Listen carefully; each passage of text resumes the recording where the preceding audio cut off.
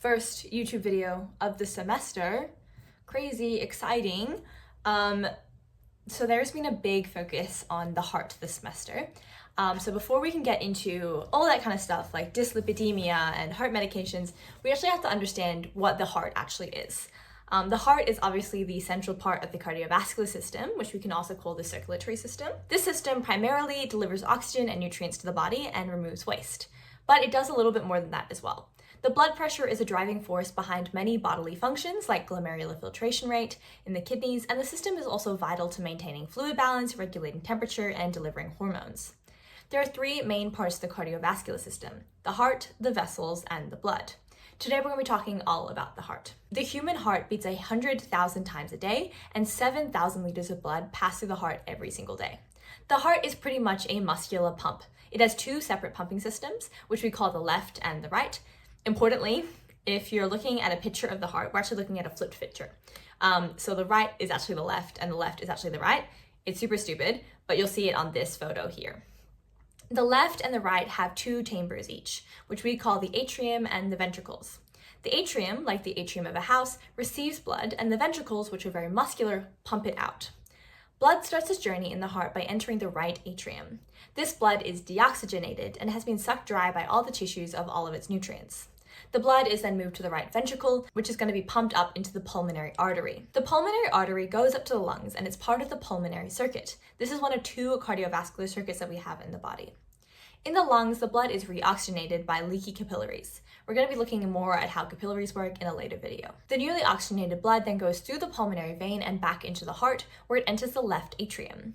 Then it goes to the left ventricle, which pumps it through the aorta and to the rest of the body. And this is the beginning of the systemic circuit, which is the second cardiovascular circuit we have in the body. Because the left ventricle pumps blood to the entire body and not just to the lungs, it has to be super, super strong, and it's more muscular than the right ventricle. There are three more things that make up the basic anatomy of the heart. At the entrance and exit of the chambers are valves. These make sure that the blood is going in one direction. There are two main types of valves. The ones between the atrium and the ventricle is called the atrial ventricular, and the ones that lead to the pulmonary circuit and the aorta are called semilunar. Between the right atrium and the right ventricle is the tricuspid valve, and between the left atrium and the left ventricle is the bicuspid valve, which is also called the mitral valve because it looks like a bit like a priest's mitral hat. It is the opening and closing of the semilunar valves and of the atrial ventricular valves that cause that singular boom boom that we hear when we hear a heartbeat. Now that we know the basic structure of the heart, we're going to be looking at it in a little bit more detail. The heart's walls have three layers: an internal endocardium, a myocardium in the middle, and an external epicardium. The endocardium is the layer that's continuous with the lining of the blood vessels. This layer has an endothelial lining which is smooth to support the quick transport of blood, and a supportive layer of fibroelastic tissue which is scattered with fibers of muscle. The deepest part of the endocardium is a layer which is continuous with the myocardium and sometimes considered its own separate layer. This is the subendocardium. This is where the Purkinje fibers are. The myocardium is the middle layer. This is the muscular layer and is made up of cardiac muscles that are arranged spirally around each heart chamber. This is the thickest layer of wall and is the most variable between the chambers. The myocardium is thickest in the left ventricle because it has to pump the most. The outermost epicardium is made of a layer of simple squamous mesothelium. These are specialized cells that protect most of the internal organs. These cells are supported by loose connective tissue, and the epicardium is also the layer that contains the blood vessels and nerves that service the heart. Myocytes, or cardiac muscle cells, are smaller than skeletal muscle cells, which helps them generate much stronger contractions and respond to higher volumes without being damaged. They are also rich in mitochondria, which make sure that the heart is never low on energy. They also have less calcium ions, which means that they have longer action potentials. Cardiac muscles are also autorhythmic. This means that even if the nervous system isn't telling them to pump, they will be pumping. And this is super important because it keeps people alive even when their brain isn't fully keeping up. This auto-pumping is done by the cardiac conduction system. Before we talk about it, we need to know a couple of things. The first thing we need to know is that myocardium is a functional syncytium. This means that when one cell is excited, all of the cells are excited. This keeps the muscles contracting at the same time, which makes the heart really, really good at pumping blood. The entire heart is not going to pump all at once. The valves are fibrous, which insulates the ventricles from the atriums and stops action potentials from leaking and contracting the different chambers at different times. This is why we have nerves that go through the heart and conduct the signals to the different chambers. The second thing we need to know is how do muscles actually contract? We're going to be going into a lot more detail on how that works later, but for now, all you need to know is that muscle cells have to be depolarized in order to contract. The heart's ability to contract is called its inotropy, and a positive inotropic effect is going to be more contractility, but a negative inotropic effect is going to be less contractility. The cardiac conduction system begins at the SA, or the sinoatrial node, which is constantly leaking ions to depolarize the atria. They also fire into the AV, or atrioventricular node, which conducts the action potentials to the bundle of His and down to the Purkinje fibers. Importantly, the AV node also leaks ions, but it does so at a slower rate than the SA node does. This means that if the SA node stops firing, the heart can still pump. And this means that someone having a slower heart rate might be an indication of SA dysfunction. The rate of firing of the conduction system is called chronotropy, and in a healthy person, it's probably going to be the same as the SA firing rate. The heartbeat has a very specific sequence of events. We call this the cardiac cycle. There are two major phases, systole and diastole. Systole is when the ventricle contracts, or when it gets smaller, hence systole with an S, and diastole is when ventricles relax and fill with blood. These are important because these two phases affect the pressure gradients in the heart. Blood, like all fluid, moves to areas of lower pressure. In systole, we're increasing the pressure in the ventricles, and because they cannot go backwards through the valves, they have to go into the lower pressure arteries. This graph shows a lot of data about what's going to be happening during the cardiac cycle. The green line is an ECG, or an electrocardiogram. This is a measurement of the electricity in the heart, aka what the cardiac conduction system is doing at the time. We begin with the P wave. This represents the firing of the SA node, which depolarizes the atria and makes it contract. We can see that the atrial pressure, which is the blue line, is going up right after the P wave. We can also see that the ventricular volume, which is represented in red, before the P wave is actually relatively high. This is because of passive blood flow. Even if the atria are not contracting, blood is going to naturally flow into the ventricle since the valves are not closed and because the ventricle is lower than the atrium, and that's just how gravity works. But we do see that pressure in the ventricle increase after the atria contract because obviously the blood is going into the ventricles. After atrial contraction happens, the pressure in the atrium is going to decrease because there's no longer any blood there. Theoretically, this should push blood from the high pressure ventricle into the low pressure atrium. But this does not happen because the high pressure in the ventricle closes the AV valve. Heart sounds are caused by the closing of valves, and the AV valve closing is the first heart sound. Remember, a heart goes boom, boom, boom, boom. So these are two heart sounds. The massive spike on the ECG is called the R wave. This is when the ventricle is depolarized and causes a rapid contraction of the ventricles. Interestingly, we can actually see in the shaded orange section of the graph that even though muscles are depolarized, there is no immediate pressure drop, which we would expect if blood was suddenly leaving the ventricles. This is because the semilunar valves are still closed. They actually have a delay in when they open. But once they're opened, the blood quickly leaves the ventricle and the pressure drops. The semilunar valves close again as the pressure gets too low, and this begins diastole, as the ventricles begin to take the blood back into them. The closing of the semilunar valves creates the second heart sound, boom, boom. Let's look now in detail at the cardiac conduction system. To generate an action potential, we need depolarization. Once depolarization has reached what we call a threshold potential, it triggers an action potential. There are two types of myocytes, fast fibers and slow fibers. These are named after how fast they're going to depolarize. As I mentioned before, the S8 node is the fastest firing node in the heart. It keeps the heartbeat at 72 beats a minute for men and 80 beats a minute for women. This node is made entirely of fast fibers.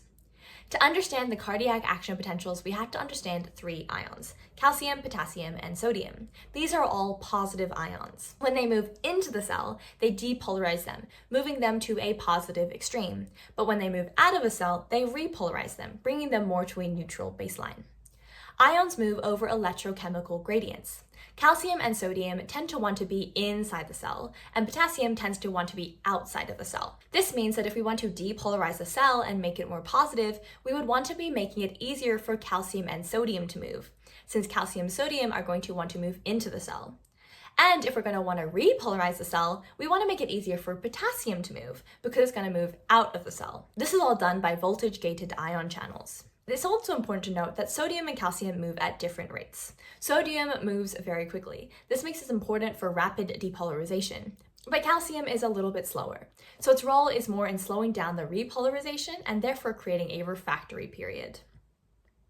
There are 5 phases of a cardiac action potential. Phase 0, it starts with phase 0, it goes 0 to 4, but there's 5 stages. Phase 0 is called upstroke. Upstroke is a phase that is all about the membrane potential. This is the amount of depolarization in the actual membrane itself.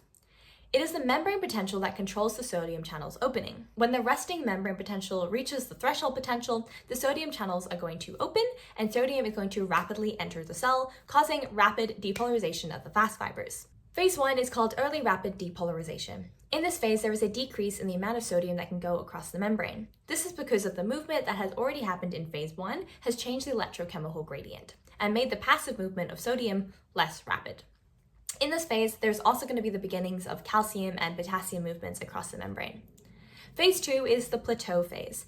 This is a plateau in the action potentials of the fast fibers. This is caused by calcium and potassium moving in opposite directions and causing repolarization and depolarization at the same time. The Purkinje fibers have the longest plateau phase out of all the cardiac tissues. This means that they have the longest refractory period. A refractory period is super important because it stops signals from being sent back to the atria and double beating the atria. Double beating of the atriums cause arrhythmia. The third phase is final repolarization. In this phase, there is an increase in the movement of potassium out of the cell and a decrease in the movement of calcium and sodium. This leads to rapid repolarization. The final phase is phase 4, resting potential. This is when the system returns back to what it was in the beginning and it can all start again. Now, just because the heart has the cardiac conduction system doesn't mean it acts without any nervous input at all. The heart is also controlled by the autonomic nervous system. The sympathetic nervous system puts the body into fight or flight. And for that to happen, we need a lot more energy, which means we need a lot more blood flow. For this reason, the sympathetic nervous system releases noradrenaline into the heart, which increases the heart rate and the speed at which the cardiac conduction system pulses. It increases conduction velocity by increasing the rate of movement of potassium and calcium, which makes plateau phases shorter. The sympathetic system also increases the force and rate of contraction. We often create drugs that mimic the sympathetic nervous system to increase the heart rate and the calcium input into the cells. The parasympathetic nervous system innervates the heart through the vagus nerve, which releases acetylcholine. Activation of this nerve is going to decrease the heart rate and the conduction velocity of the cardiac conduction system. It is able to change the conduction velocity because acetylcholine opens potassium ion channels and reduces sodium permeability, which means it's increasing the rate of repolarization and decreasing the rate of depolarization. The parasympathetic nervous system doesn't act directly on the ventricles. Instead, they change the force of atrial contraction only. This means that the ventricles might not be filling with as much blood from the atrium, but they're still going to be pumping blood with just as much force. This makes sure we still get blood supply to all of our vital organs, even if it isn't as much blood, because the same force is still driving that movement of blood. Because potassium is so vital to the cardiac conduction system, it means that the contractility of the heart is dependent on the concentration of potassium. Normally, we want serum potassium to have a concentration of 3.8 to 5.1 millimoles per liter. Both hypo and hyperkalemia can increase the risk of arrhythmia and therefore the risk of death. Patients that have hyperkalemia might feel palpitations and shortness of breath, but patients with hyperkalemia can have issues contracting their ventricles, which can lead to ventricle fibrillation and sudden death. As pharmacists, it's really important that we keep this in mind, since some medications can have potassium concentration changes as their side effects, or it can also be a complication from certain diseases. Before we close out our discussion of the heart, we're going to have a look at the ECG that we saw before. Electrocardiograms are recordings of the electrical activities of the heart. We conduct ECGs on patients that we suspect are having heart issues. It's a pretty good test, since it's fairly accurate and not that invasive. But they can give false readings, so we want to be paying attention to what the patient is actually experiencing. If we see a heart attack on an ECG, but a patient is having none of the symptoms, we would probably want to do the ECG again or take another test. We're going to be talking about some other blood tests that we're going to be doing later in the semester. An ECG is written on special grid paper that looks like this. Those vertical dashes that you see above the grid are time marks, and the space between them is 1 second. The y-axis on this grid is the amplitude of the heart's electrical current, which is measured in millivolts. The x-axis is time, obviously. An ECG is going to write at a rate of 25 millimeters per second, which means that every big square is 0.2 seconds and every little square is 0.02 0.04 seconds. In order to take an ECG, we're going to put several electrodes onto the patient. When electrical activity travels, it's going to travel from the negative side to the positive side of the electrodes. So we can use that to determine what kind of electrical activity there is, and we can use this to determine what kind of electrical activity there is. It can be a negative deflection, a positive deflection, or equipolar, which is when the positive and the negative are the same. We place electrodes on the wrist, ankles, and all around the heart, and we use these readings to calibrate our ECG. If electrodes are not placed correctly, or if they didn't stick correctly, which is pretty common on hairy patients, there will be noise in the ECG and it's going to be really hard to read. This here is an ECG paper. We can see that there are 3 graphs. These are individual ECGs taken from 3 different leads. The leads are placed between the limbs and tells us different information about what is happening. Lead 1 goes between the right arm and the left arm. Lead 2 goes between the right arm and the left leg. And lead 3 goes between the left leg and the left arm. This here is an image of a normal ECG. We can see that there are 5 different waves: the P, the Q, the R, the S, and the T. The P wave is the first positive deflection and represents an atrial depolarization. After this is the Q wave, which is a negative deflection caused by the depolarization of the septum between the ventricles. The Q wave is the start of the QRS complex and is probably the most iconic part of an ECG, and it represents the ventricles depolarizing and therefore contracting. The T wave is the positive deflection that comes after the QRS complex, and this is the ventricular repolarization, which is when the heart returns back to normal. Some ECGs are also going to have a second positive deflection after the T wave, and this is called the U wave. The actual cause of the U wave is unknown, but the leading theory is that it's the repolarization of the Purkinje fibers. To understand the clinical situation of a patient, we're going to be using intervals between the different waves. The intervals all represent different things. The PR interval is from the start of the P wave to the start of the QRS wave. This tells us how fast the conduction through the AV node is, aka a measure of dromotropy. The QT interval is from the start of the Q wave to the end of the T wave. This is the time it takes for the ventricle to depolarize and then repolarize again. In terms of practical heart movement, this is the time it takes for the ventricles to contract and then to relax. The ST segment is from the end of the S wave to the start of the T wave. This is the time it takes between depolarization and repolarization. And if someone has a heart attack, there's going to be abnormalities in the ST interval. Interpretation of an ECG is going to come down to the rule of 4s. We're looking at 4 waves: the P, the QRS complex, the T, and the U. We're also going to be looking at 4 different intervals: the PR, the width of the QRS, the ST, and the QT. We're also going to be looking at 4 different features of the ECG: history, rate, rhythm, and axis. When we're looking at history, we're going to be looking for changes or patterns, such as increases in amplitude or something. The easiest way to find the heart rate is to count the number of squares between 2 adjacent R waves. This is the RR segment. Then we divide 300 by the number that we counted. So if there were 4 squares between the R waves, we would have a heart rate of 75 beats per minute. When we say rhythm, we're interested in if a patient is in sinus rhythm. In sinus rhythm, the heartbeat begins at the SA node. To identify sinus rhythm, we want to be seeing a normal-looking P wave with a QR complex after it in lead 1. The cardiac axis is a representation of the overall electrical activity through the cardiac conduction system.